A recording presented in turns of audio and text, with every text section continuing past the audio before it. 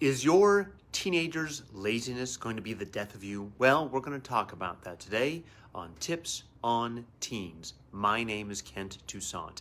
I'm a licensed marriage and family therapist, and I specialize in helping kids, teens, and families live happier lives. I lead two organizations, Teen Therapy Center and the nonprofit 501c3 organization Child and Teen Counseling, both here in Woodland Hills, California.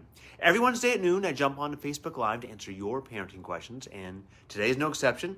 Let's jump into today's. He's literally a genius, but he's the laziest.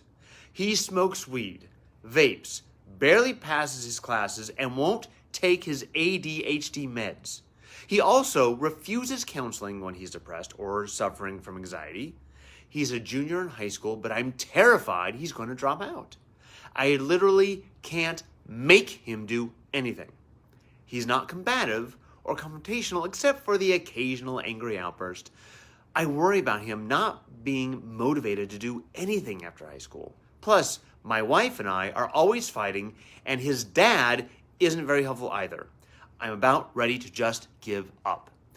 Well, don't give up. I think there's always hope.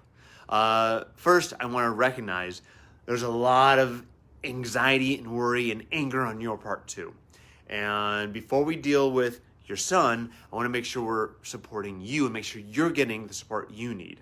I mean, obviously a post like this shares a lot of your frustration, and understandably so. Totally understandable. But we have to make sure that we as parents are taking the high road. We have to make sure we as parents are on our own stable ground, stable footing, because if we're not, then we're both 17-year-olds arguing and yelling and screaming, and no one is the mature adult in the room. And your high school student is not qualified for that role. So make sure that you're getting your support. If you can't get your son to see a therapist, maybe make sure you're seeing your therapist. So you are making sure that you've got it grounded so you can approach him from a place of compassion and dignity and self-control. That's a big thing to ask, and I get that. It is not an easy thing to do. All of us with kids, our kids can trigger us like nobody else. And you see all this potential being wasted by your son. It's not the end of the world. He hasn't hit the end of the world. There's always time for him to regroup and restart, and I really believe that having hope is really important. Secondly, if he's having bouts of depression and anxiety, and he's not taking his ADHD meds, those are real causes of concern. Obviously, we want to make sure that he doesn't get into a place where he's self-harming or harming someone else. So I would encourage you to try to get him to see a therapist who specializes in working with kids and teens. Even if he says, I'm not going to talk to anybody, don't let that throw you. Usually, if you can get him in the door, we can take care of the rest. But aside from that, where is he getting all this money for weed and for vape pens? He's getting it somewhere. Is he selling his own? Is he selling weed? Is that how he's getting the money? Is he using his allowance money? Is he using his lunch money?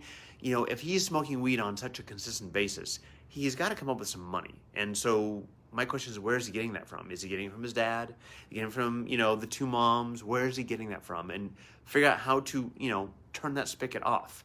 Also, if he's wanting to have so much independence and freedom, maybe that comes at a cost. Maybe you have to say, okay, well, you're 17. Maybe you need to start, ponying up on, you got to pay for your own cell phone bill if you want that cell phone.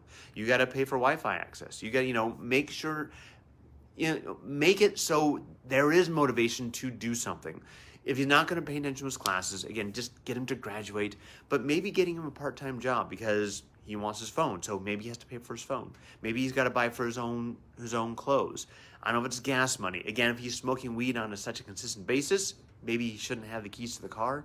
But you got to figure that out. Obviously, I don't know the details of this situation, but I think it's really important that the three parents find some way to come to a common ground on what's best for this young man and how to support him, because obviously he can't self-regulate. He's showing you he can't do it.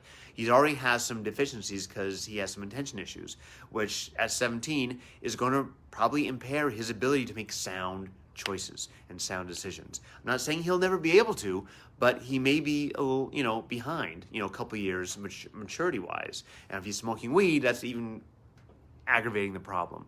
So it's really important that we find ways for him to get that support and have real clear boundaries, and then let him make the decisions.